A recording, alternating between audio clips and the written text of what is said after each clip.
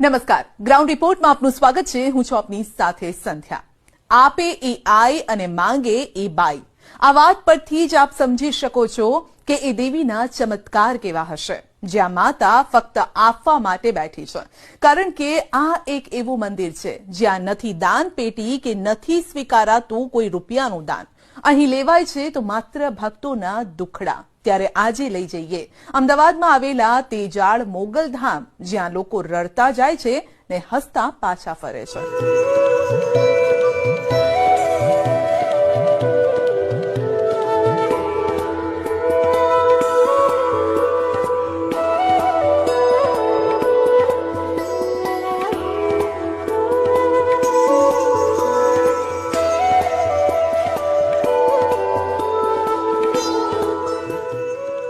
અહીં હાજરા હજૂર છે એ જાગૃત છે આ જગ્યા, જ્યાંનું સંચાલન કરે છે મા